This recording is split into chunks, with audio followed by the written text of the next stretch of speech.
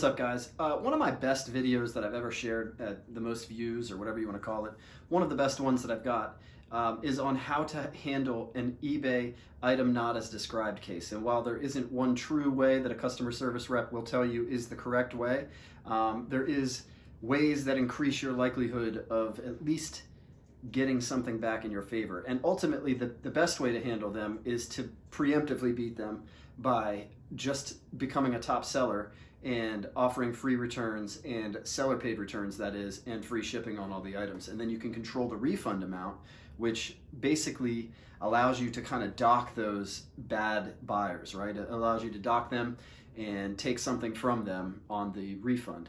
And overall, I think eBay is a great platform. So I don't want to act like I'm bashing it and that it's the most terrible thing in the world. Some of you might feel that way. And, if you really can't operate on eBay and just you can never really get anything done and you can never make any sales and you're always dealing with this kind of stuff, it's probably on you. But there are some things that I want to talk about to tell you to kind of re-emphasize how eBay does things, and maybe it'll keep you in the loop and able to defeat some of these customers a little bit better. So, eBay definitely, their customer service reps are trained to lie to you. So you should never, ever, ever trust a customer service rep to give you the correct thing to do when it comes to a return. They are always going to push you in the direction of accepting the return, and then once you've gone one step too far, they'll throw their policy in your face and be like, well, once you did this, you basically admitted guilt and yada, yada, yada. Everything you do that they recommend you to do for you to get out of this and win ends up being more in favor of the seller. And they funnel you and push you in this direction because they want you to just accept returns and allow this customer to have a seller paid return and not have to worry about it, because they care more about the customer experience than they do the seller experience, right? And so you have to understand that, one, these things start to die down as you go on eBay. That these bad buyers, they really target new sellers, right? And so when you first open an account, you first get started on eBay, it's going to seem like an overwhelming amount of people try to scam you. And what they're really trying to get from you is not a return. They're trying to get a partial refund. So they buy something from you for, say, $20, they get it, they claim it wasn't as described, and they want you to send them 10 back, right? And so they basically just scammed you, and then they'll probably just turn around and sell the item themselves and profit the difference that they got you to refund. And this is what they do over and over again. But the number one thing to remember here is that when you call eBay to report this or do any of this, the customer service reps won't advise you on your best interests. They will pretend like they will. They are saying they are, but at the end of the day, they are actually advising you on what would basically bind you into accepting the return and offering the refund. And so when they say, oh, you can do this and you can appeal, it's not true. You can't.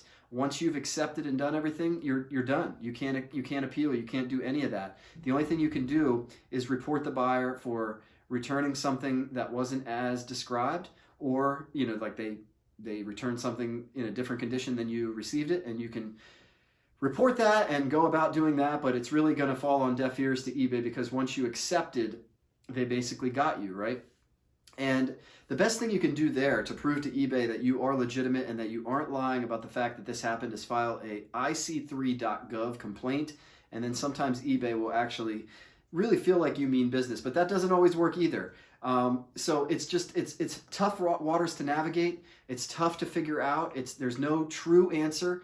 I see a lot of people replying to that video and saying, well, you're wrong about this, you're right about this. I'm just giving you the examples that work for me sometimes, and none of them work all the time. And so it's frustrating, it's tough, but you shouldn't let it hold you down. The thing you should do, as Massive Family always says, just sell more stuff, right? And then these returns are always going to be a portion of your business. So you might as well just start seeing them as a cost and trying to sell more to mitigate them and to kind of make them not as impactful to your bottom line. They will affect a lower percentage of your sales, and therefore they won't hurt you as much. But nothing is worse than getting one of those returns for money that you've already depended on, and in many cases already spent, right, on more inventory or whatever. and then you find out that this $200 or $300 item that you sold, the guy is saying that it wasn't as described. You know it was. You get into a back and forth. He opens a return, and eBay always sides with them. But the thing you should definitely know is that the customer service rep is not on your side. They are not here to help you. I don't know what we can do to get them to start helping us and to start caring about the sellers more, but as it stands right now, do not trust them.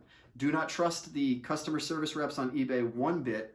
They will falsely advise you. And I'd love to do one. Actually, one got really mad when I said I was recording her.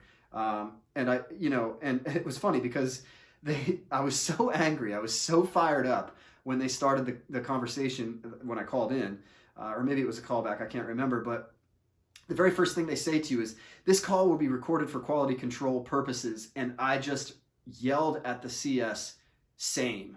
Like, I'm recording this shit too." Well, she didn't like that. She was like, "You can't record me." And I was like, "Well, you just said you're recording me." And we got into this back and forth. I ended up having to get a different rep because this one was just very, very rude. And I filed a complaint. I did all that, but you never hear anything of it. You never know whether this actual individual person that was a piece of shit that eBay decided to hire, and they were having a bad day, I guess. You just never know what ends up happening to them. I'd like to know. And the same thing is true for customers that we report. I've reported people saying that they abuse the return policy and come to find out, they're able to buy and sell on there just as easily as they were before. In fact, the only thing you can do there to avoid that person in the future is just block that user, and then you never have to worry about them targeting you again. But just keep in mind, keep your head up. If you're just getting into eBay, then you're going to be targeted more than somebody that's been selling for a long time. In fact, it's been almost a year since I've gotten a false sign ad. And when it comes to customer service reps, I haven't had to call them very much at all in the past 365 days.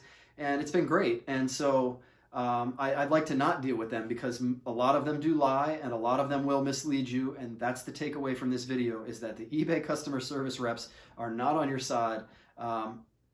That the scammers do target new accounts more, and that there's really just no true way to attack it and win every time.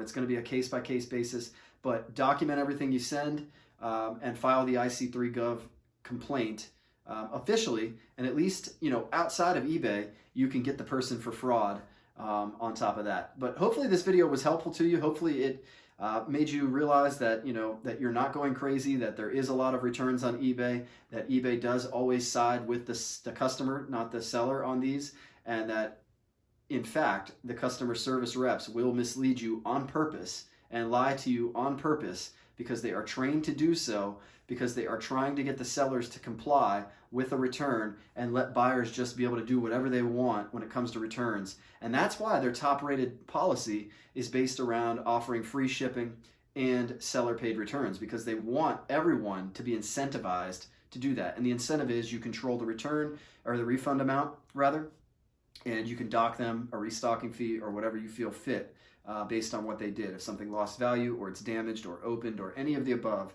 you can dock them for that. So hopefully it was helpful. If you want to see more content like this, go ahead and subscribe to this page.